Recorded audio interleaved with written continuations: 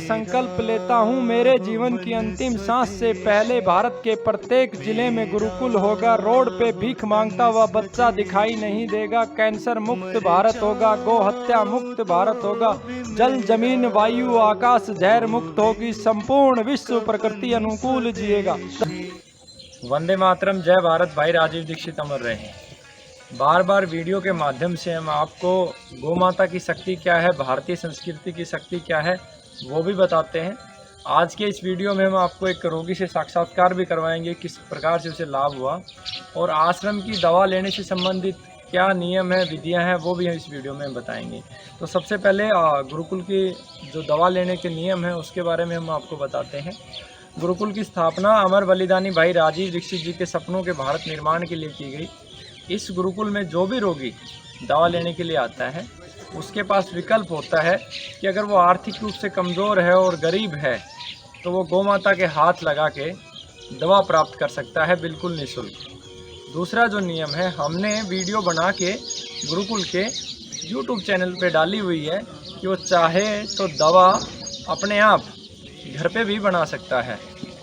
तीसरा जो नियम है, हम रो औषधियाँ भी देते हैं, यानी कि जो दवाएं तैयार नहीं है औषधि सीधी हम देते हैं रोगी को। तो अगर वो औषधियाँ रोगी लेता है तो उसका जो मूल्य होता है वो लगभग महीने का 2000 रुपये के आसपास आएगा, और बल्कि जब वो बल्क में उस औषधि को खरीदेगा तो और भी कम आता है।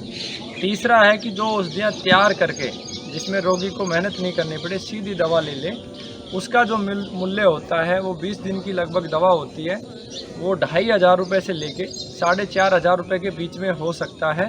वो रोगी की शारीरिक क्षमता के ऊपर निर्भर करता है। तो ये गुरुकुल से दवा प्राप्त करने के नियम थे।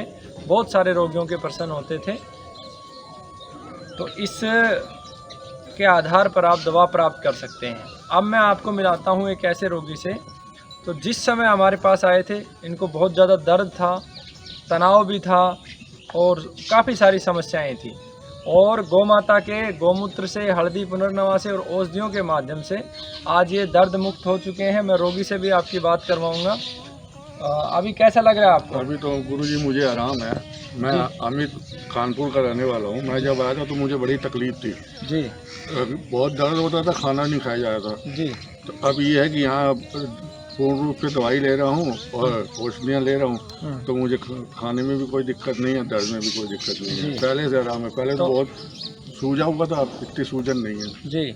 और मांस के टुकड़े कट के निकल रहे हैं, छटाव हो रहा है, छटाव हो रहा है, मांस के टुकड़े अपने आप निकल रहे कट। तो आपको जो यहाँ पे आश्रम में जो व्यवस्था है वो निःशुल्क मिली है? निःशुल्क मिली है, कोई एक पैसे का, औषधियों का कोई पैसा लिया गया? कोई पैसा नहीं लिया गया जी। और आश्रम की व्यवस्थाएं कैसी हैं? आश्रम की व्यवस्था बहुत अच्छी है जी। सब परिवार की तरह यहाँ पे लोग रहते हैं, ऐसा नहीं है जी।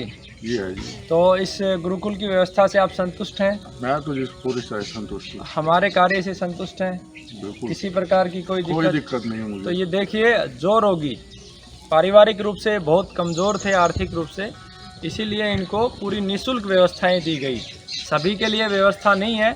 हमने जो अब नियम बनाया है वर्तमान परिस्थिति को देखते हुए कि गौ माता के हाथ लगा के हम संकल्प लेते हैं कि कोई भी ऐसी चीज़ का वो इस्तेमाल नहीं करेगा जो गैर ज़रूरी है, जिससे शरीर को नुकसान होता है, और ज़िंदगी भर उन नियमों का पालन करेगा और बताएगा कि मैं बिल्कुल गरीब हूँ, मेरे पास नहीं है मूल्य चुकाने का, तब ही वो दवा निःशुल्क दी जाती है। जैसे हमारे अमित जी को दी गई। अमित जी, आप मोबाइल नंबर रखते हैं कुछ? नहीं, मोबाइल नंबर था, सब चला गया ना। सब चला गया बीमारी में, सब इनका परिवार, इनके पैसे सब चले गए। तो आपके सामने आप बिल्कुल संतुष्ट हैं? मैं संतुष्ट हूँ। तो अब जो मेरा आज का वीडियो बनाने का उद्देश्य था वो बाकी रोगियों के लिए भी मैं एक संदेश देना चाहता हूँ। मैं अमित जी की कार्यशैली से, इनकी जो दवा लेने का नियम परहेज से मैं संतुष्ट नहीं हूँ। क्यों? जो यहाँ की व्यवस्था है वो व्यवस्था बनाने का जो मुख्य उद्देश्य है कि हम इस राष्ट्र को बचा सकें, इस प्रकृति को बचा सकें और इस समाज को बचा सकें। लेकिन अमित जी को ये सारी सुविधा देने के बाद भी हमने ये नोटिस किया, दवा लेते लेते इनको लाभ इससे भी कई गुना ज़्यादा हो सकता था लेकिन हमें जो सूचनाएं मिली, अमित जी अभी भी शराब पी रहे हैं। नहीं, गलत है, मैं तो हाथ रख के बोल सकता हूँ। और ये अभी तो ये कहीं भी हाथ रख देंगे। इनको रंगे हाथों भी हमने पकड़ा है और इनके सारे प्रूफ्स हमने बनाए हुए हैं।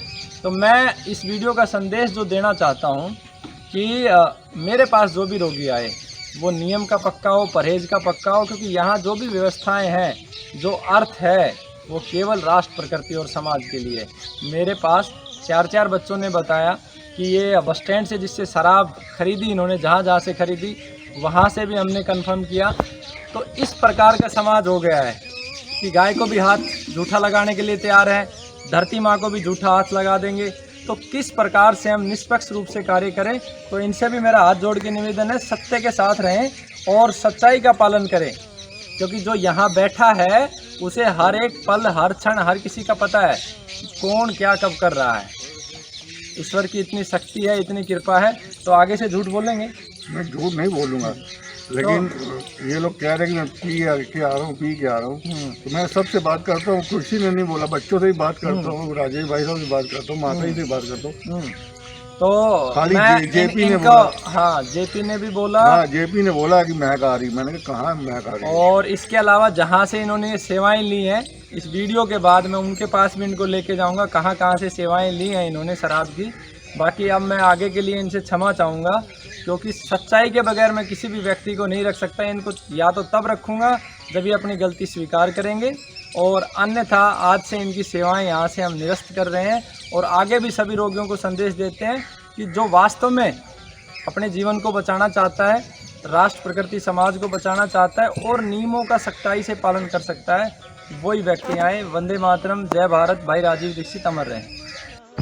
अभी आपने देखा कि बबलू जी, जिनका वास्तविक नाम अमित है और सब बबलू बोलते हैं, इन्होंने मना कर दिया था, गौ माता के हाथ लगाने के लिए भी तैयार हो गए थे, लेकिन अब ये अपनी गलती स्वीकार कर रहे हैं। बताएं कब शराब पी थी आपने? मैं महेंद्रगढ़ ली थी। आपने ली थी शराब? हाँ, महेंद्रगढ़ ली थी, क्योंकि पट्टी कराने गया था। अब आप एक बात, उसके अलावा नहीं ली थी। अब आप ये देखिए कि कैंसर जैसी बीमारी के साथ साथ व्यक्ति शराब पी रहा है और आयुर्वेद और गौ माता को फिर बदनाम किया जाता है। वंदे मातरम, जय भारत। स्वीकार कर रहे हैं? हाँ जी, स्वीकार। कितनी पी थी ये भी बता दें। 1 गिलास, 2 गिलास? नहीं, 1 क्वार्टर ही पिया था, 1 गिलास 2 गिलास। कितना का पौवा खरीदा था? 50 रुपए का। 50 रुपए का। पैसे होते हैं आपके पास? नहीं, वो जो पैसे थे 1700-1800 रुपए, तो उसके कपड़े भी लाया था, तो वो 50 रुपए वो दिए थे। कानपुर गया था तो कपड़े लेने अपने। 50 रुपए की शराब इन्होंने पी थी। ठीक है जी। कफन स्वदेशी मेरा हो, मन स्वदेशी मेरा।